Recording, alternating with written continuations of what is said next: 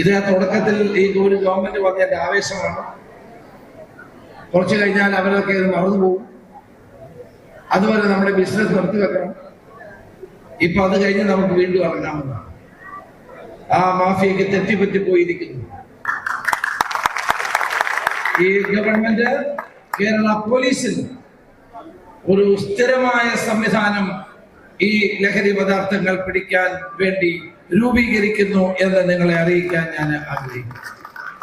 ഒരു ADGP, ഒരു IG, എല്ലാ കേരളത്തിലെ പോലീസിന് 20 ജില്ലകളാണ്. 20 പോലീസ് ജില്ലകളാണ്. 20 ജില്ലകളിൽ DYSPമാർ, താഴെ CIമാർ, SIമാർ, നല്ല ഒരു പോലീസ് ഘടന ഇതിനു വേണ്ടി ഉണ്ടാക്കുക. Narcotic is a dirty business.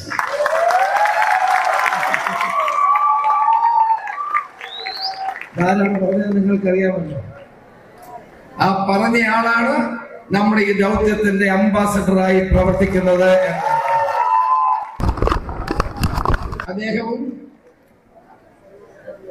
തെന്നിന്ത്യൻ സിനിമയിലെ ജനനായകനായ ആരാണ്? ജനനായകൻ വിജയ് ഒരുമിച്ച് കൊച്ചിയിൽ ചേർന്നുകൊണ്ട് ഈ മഹാവിപത്തിനെതിരായി വലിയ ഒരു പോരാട്ടം നടത്തുകയാണ്. രണ്ടാമത് മോഹൻലാൽ എത്തുന്നത് മലപ്പുറത്താണ് എന്ന് കൂടി പറയാൻ ഞാൻ ആഗ്രഹിക്കുന്നു. 2 പരിപാടി തരാമെന്നാണ് പറയുന്നത്. ഒന്ന് കൊച്ചി, ഒന്ന് മലപ്പുറം, അല്ലെങ്കിൽ കോഴിക്കോട്. മലപ്പുറം വേണം അല്ലേ?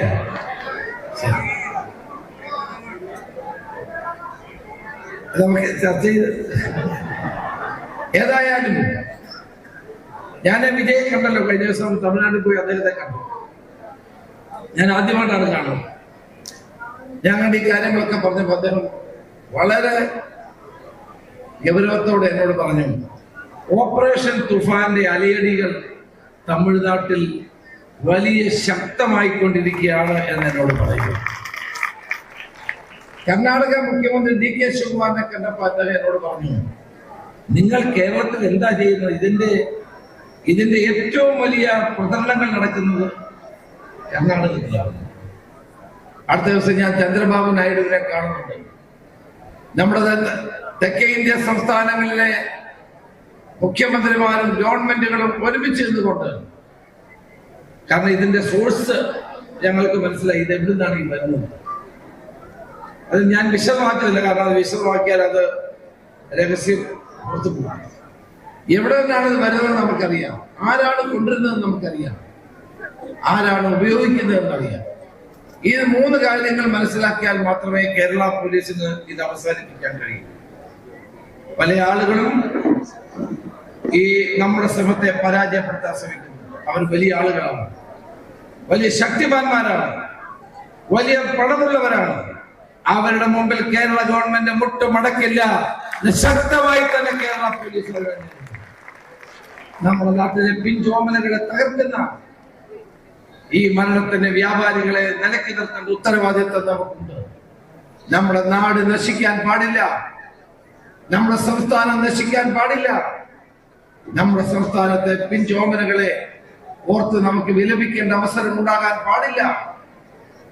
ഞാനൊരു കാര്യം തുറന്നു പറയട്ടെ, ഏറ്റവും വലിയ പിന്തുണ ഓപ്പറേഷൻ തുഫാൻ ലഭിക്കുന്നത് നമ്മുടെ ഉമ്മമാരുടെ ഭാഗത്തു നിന്നാണ്, നമ്മുടെ അമ്മമാരുടെ ഭാഗത്തു നിന്നാണ്, സഹോദരിമാരുടെ ഭാഗത്തു നിന്നാണ്.